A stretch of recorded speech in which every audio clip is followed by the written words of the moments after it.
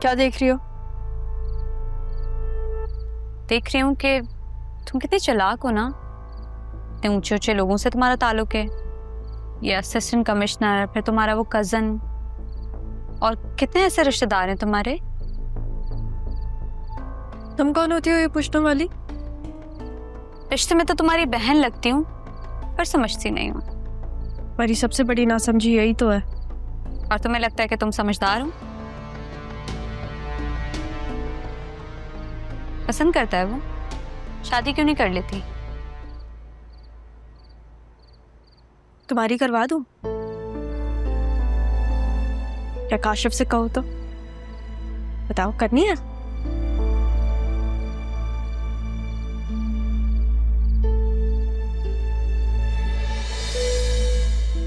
ये क्या था? ठोकर। लेकिन देखो, हाथ बढ़ा के बचा भी लिया। तुम्हें गिरने नहीं दूंगी इसी तरह। ठोकर तो तुम खाओगे। ये बताओ कि तुम्हारा अफेयर किसके साथ चल रहा है? ये असिस्टेंट कमिश्नर से या फिर वो तुम्हारा कजन? तमीज तहजीब से बात किया करो तुम, सोच समझ के। पता चल गया है ना तुम्हें किन लोगों से है मेरी दोस्ती। तो फिर अगर समझदार होती तो ये ना कहती।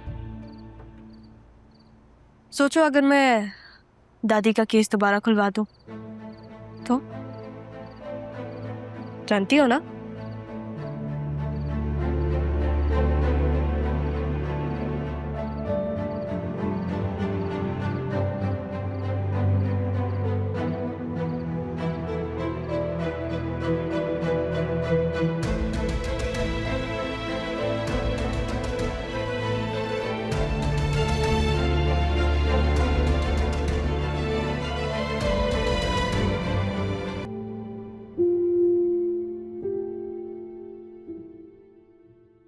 जब मेरा दिल ही नहीं है तो फिर मैं इस विल का क्या करूंगी?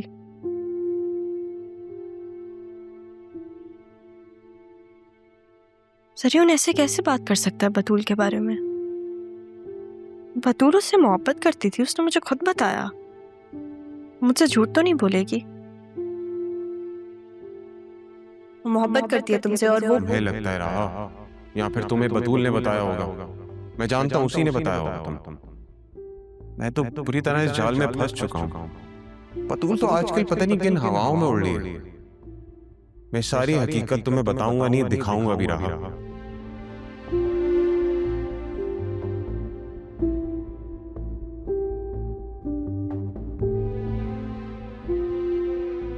अरमान ठीक कह रहा था। न जानने तो मुझे और मकरूज कर दिया। मुझे नहीं चाहिए ये सब। क्या करूंगी मैं इन सब का? मेरी जॉब है मेरे पास, मैं खुद कर लूंगी। मामू जान जाने, मुझे नहीं चाहिए इसमें से कुछ भी। और नाना जान भी नहीं है।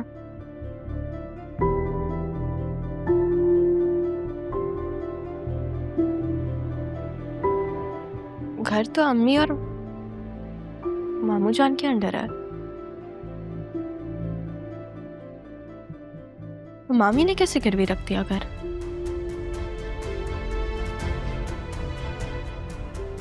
उनको तो बिजनेस के बारे में कुछ भी नहीं पता। ये सब कौन कह रहा है उनको करने को?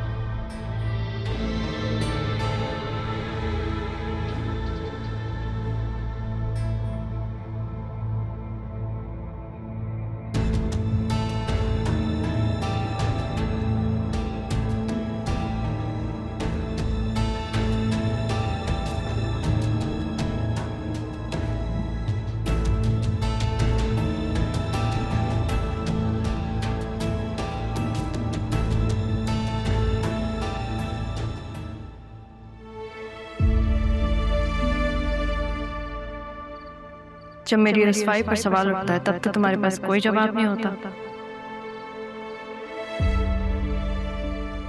अभी भी खामोश हो।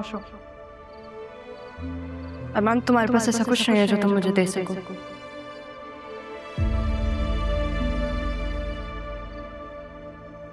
अरमान, मेरा हाथ छोड़ो प्लीज। नहीं, ये हाथ मैंने छोड़ने के लिए नहीं थामा।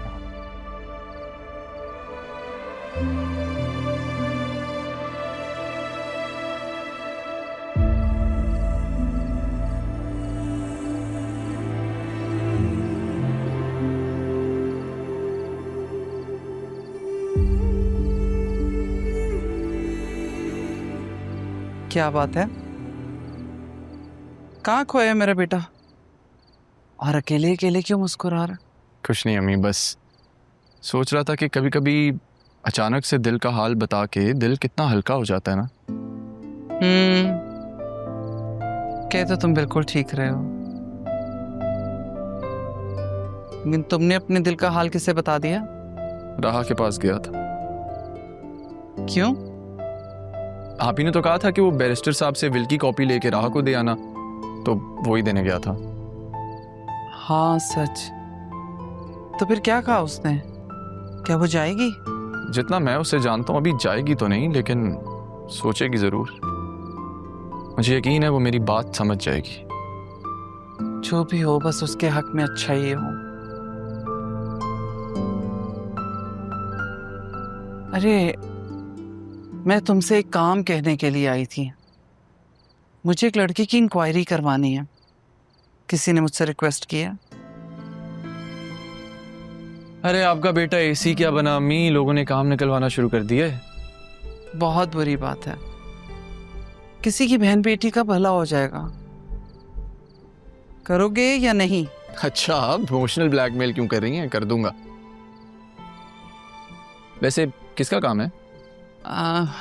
किसी बहुत अपने ने बहुत मान से कहा है।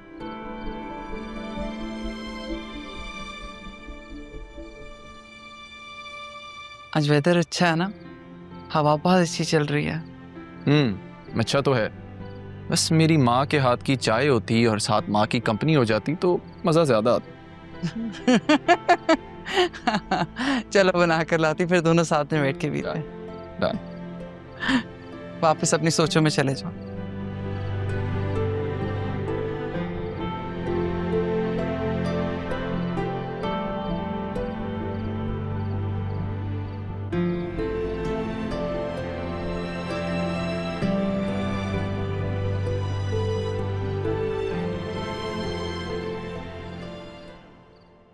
सरियन, पहले भी जब हम मिले थे तो मैंने तुमसे कहा था कि मुझे तुमसे बात नहीं करनी, तो फिर आप क्यों आए हो यहाँ पे? मुझे तुमसे बहुत जरूरी बात करनी है, इसलिए मैं दोबारा दूंगा। किससे मिलने आए हो? काम क्या है तुम्हें? एक ही दफा बता दो। राहा, एक दफा मेरी बात सुन लो। मैं अपने लिए नहीं आया हूं यहाँ पे, मैं तुम्हारे लिए आया हूं। वो जो घर तुमने छोड़ा था वो वैसा नहीं रहा।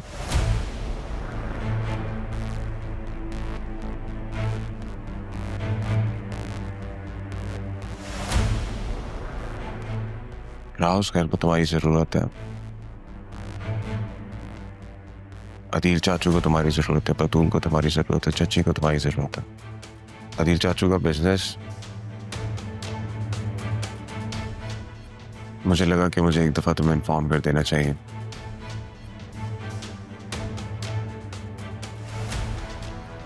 कुछ बिजनेस के पेपर्स हैं, तो मुझे लगा तुम्हारा हक है कि तुम एक दफा जान लो कि क्या हो।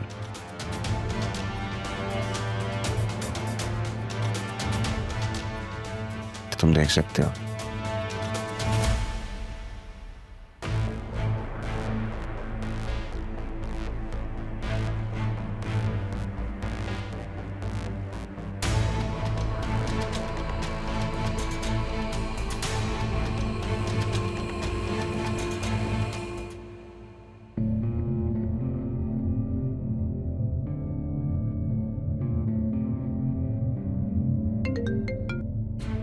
हेलो